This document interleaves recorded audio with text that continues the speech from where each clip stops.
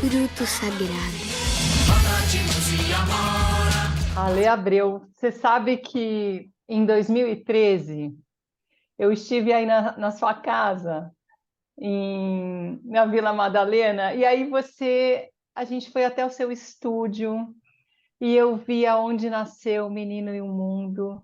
Eu Você me lembro. mostrou um caderninho, cara, eu fiquei com isso na memória e eu falei, faz 10 anos.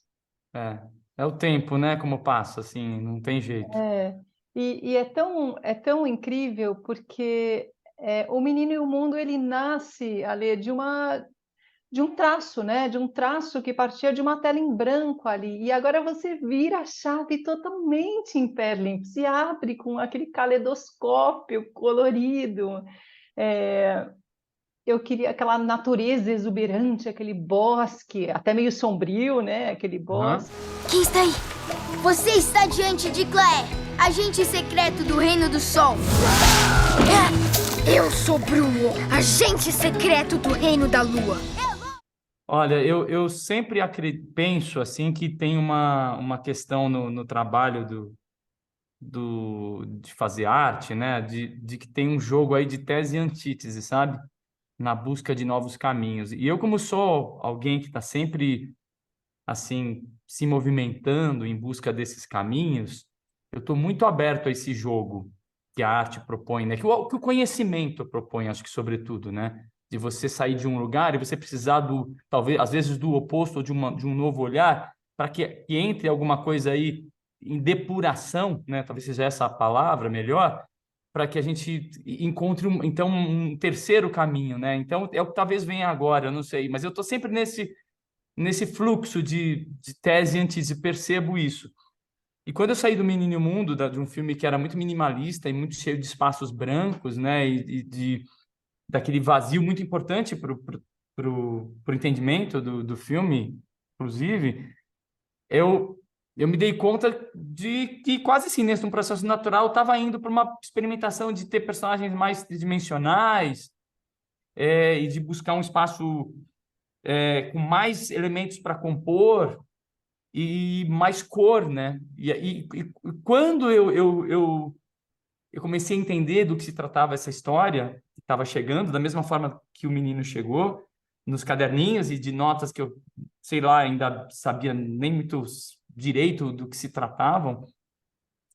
E aí eu fui dando conta do que era essa história, eu falei, puxa, são seres que entram nesse mundo, que chegam aqui a partir de uma luz tão forte, como diz o Stênio, é por uma luz tão forte que se entra nesse mundo, né? E eu falei, poxa, eu preciso trazer essa luz tão forte e essa coisa dessa explosão de cores para o filme. Então, Energia, né?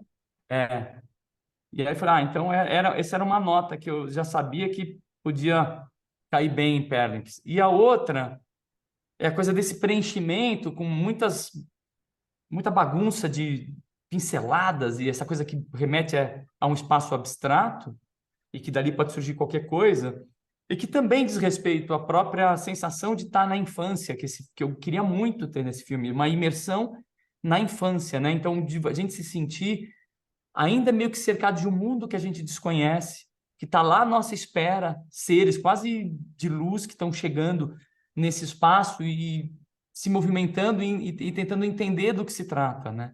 A Rainha da Lua me contou que a união dos Perlins é capaz de criar a maior energia de todas. E só a força deles pode deter os gigantes. Só os Perlins podem salvar o bosque. Perlimps. O que é Perlimps? Que jornada é essa que vai conduzir? Porque o Perlimps pode ser 1000 coisas para cada um. Vai ser um significado muito particular. E aí você coloca a gente nesse lugar É isso de que eu queria, interrogações. porque no mundo da infância tudo é possível. E eu queria colocar o espectador dentro dessa situação, sabe? Ah, o que é isso? Não entra, se constrói um pouco, ajuda a gente a construir o filme, ajuda a gente a construir o filme como se fosse uma brincadeira de criança. Eu acho que tem um pouco da estética do jogo da criança, em que os elementos vão chegando na medida em que você vai caminhando no jogo e na construção de uma brincadeira. Brincadeira de criança não tem roteiro, para começar. Então, assim, as coisas vão surgindo. Quem são? São seres que vieram. São seres. Então, eles vieram dali. E vamos para lá. Não? Sabe, assim, era um pouco essa sensação que a gente queria causar desde o começo. O filme, ele aconteceu dessa forma. Os gigantes cercaram o bosque. Não há tempo a perder! Agora, tem uma linha, né? É um caminho muito diferente de O Menino e o Mundo, mas é de mão dada também, porque as relações familiares estão aí de qualquer maneira. Ela vai, em Pérlips, ela vai se mostrando aí já mais na etapa final, ela vai se revelando, e a figura paterna sempre muito forte nas suas histórias, que eu vi de você, te toca especialmente, né?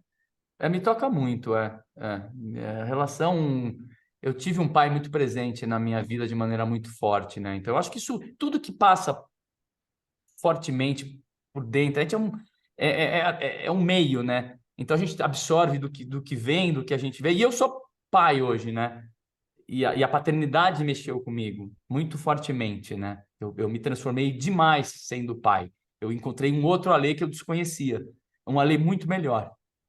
E aí é legal porque eu tenho essa relação com um pai que eu tive e o pai que eu posso ser pro meu filho.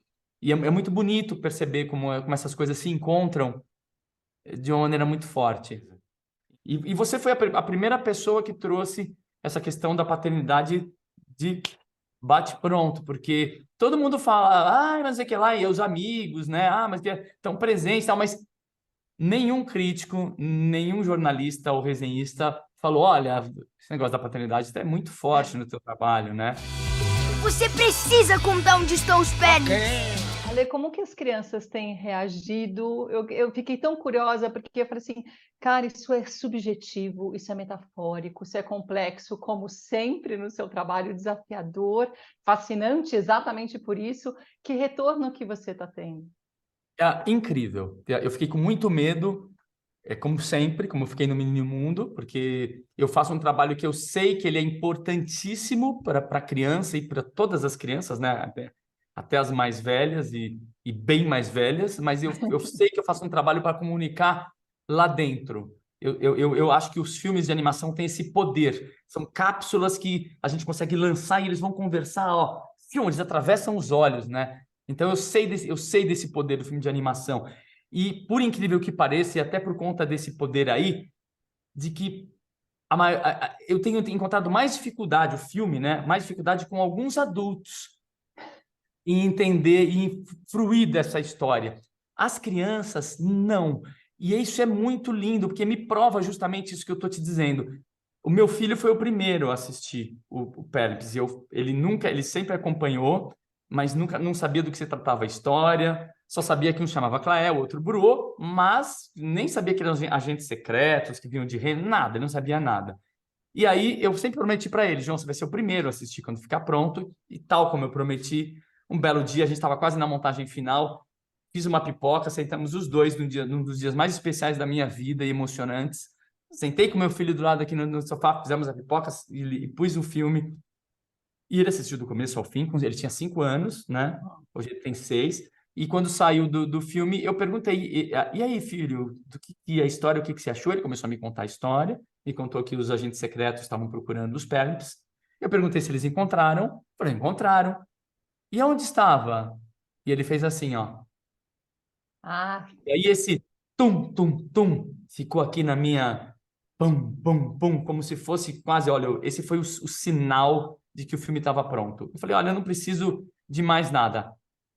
Aí, o resto, para mim, esse filme é como ouvir uma música abstrata, uma música instrumental, que se pegou isso daí e o resto você só curtiu as cores e curtiu a movimentação e os diálogos, tá tudo bom.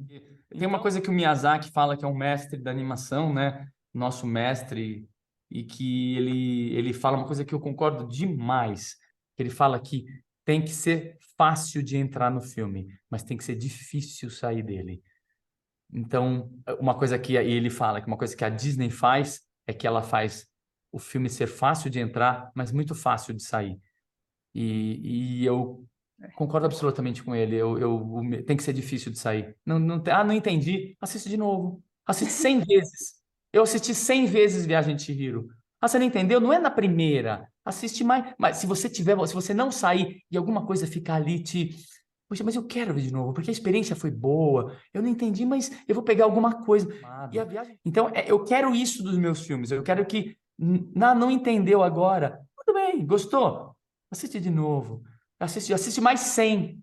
Então, é um filme difícil de sair mesmo. Eu quero que saia nunca. Fica lá para sempre. É isso mesmo, pessoal. Perlins nos cinemas, é para ver na tela grande, merece, é lindo, lindo de morrer, um visual assim, o Ale tá cada vez mais inspirado, então, ó, Ale, um beijo bem grandão, adorei. Muito obrigado, é um prazer falar contigo e trazer essas lembranças também, que para mim é tão feliz, faz tão parte da minha vida e da minha carreira, assim, eu vejo sempre como uma construção e trazer o que você trouxe lá do fundo do Menino e o Mundo, que eu vejo hoje ainda presente, me deixa muito feliz e até, assim, emocionado. Muito obrigado. Eu também. Um beijo bem grandão, viu? Até mais. Tchau, tchau. E vocês? São amigos?